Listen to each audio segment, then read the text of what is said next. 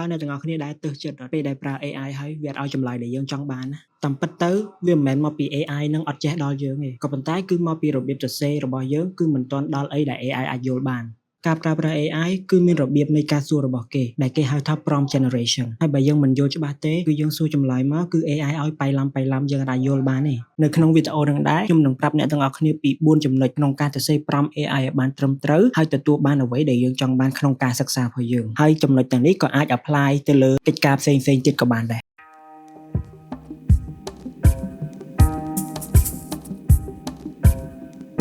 ចំណុចទី1គឺការប្រាប់ AI ឲ្យចំពីគោលបំណងរបស់យើងមិនថាការសង្ខេបការវិភាគការពន្យល់ឬក៏ការប្រៀបធៀបទេយើងត្រូវប្រាប់ AI ពីគោលបំណងយើងឲ្យច្បាស់ដើម្បីឲ្យ AI យល់ពីអីដែលយើងចង់បានហើយឲ្យចម្លើយដែលសមស្របទៅនឹងអីដែលយើងចង់បានទៀតចំណុចទី2គឺការពន្យល់ពីសាវតាដែលយើងហៅថា background and context នៃការងាររបស់យើងនៅពេលដែលយើងពន្យល់ឲ្យ AI យល់ដឹងពីសាវតានៃការងាររបស់យើងពួក AI នឹងយល់ដឹងពីកម្រិតនៃការសិក្សានិងចម្លើយដែលគេគួររកដូច្នេះហើយយើងត្រូវពន្យល់ថាតើនឹងជា homework ជាកិច្ចការស្រាវជ្រាវឬក៏កិច្ចការវិភាគអីផ្សេងដើម្បីពាក់ព័ន្ធជាមួយនឹងការសិក្សារបស់យើងចំណុចទី3គឺការបញ្ចូលទិន្នន័យឲ្យ AI យើងដឹងស្រាប់ហើយថា AI ធ្វើការបានល្អនិងច្បាស់នៅពេលដែលវាមានទិន្នន័យគ្រប់គ្រាន់ដូច្នេះហើយមុននឹងយើងប្រើប្រាស់ AI គឺផ្ដល់ទិន្នន័យឲ្យវាយល់ពី context យើងជាមុនសិនដូចជា slide ដែលគ្រូបានដាក់ឲ្យសៀវភៅពុម្ពនិង key point មួយចំនួនដែលយើងបាន note ពីការបង្រៀនរបស់គ្រូហ្នឹងឲ្យ AI បានយល់បានដឹងពីការសិក្សារបស់យើងហើយងាយស្រួលនឹងការឲ្យចម្លើយហ្នឹងត្រូវចំចំណុចអីដែលយើងរៀន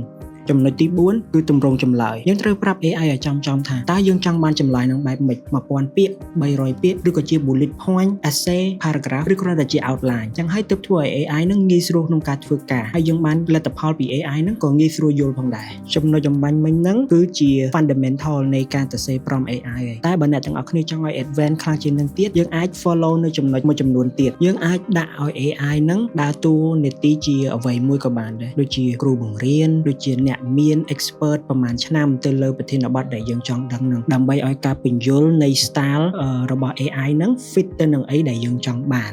តែចំណុចមួយដែលអ្នកទាំងអស់គ្នាត្រូវចាំនោះគឺមុននឹងយើងឲ្យ AI យល់ពីការងារយើងត្រូវយល់ពីការងារខ្លួនឯងជាមុនសិនដូច្នេះហើយត្រូវយកចិត្តទុកដាក់នៅពេលរៀនយល់ពីគោលដៅនៅអីដែលយើងចង់បានទើប AI អាចចេញលទ្ធផលមួយដែលយើងចង់បាន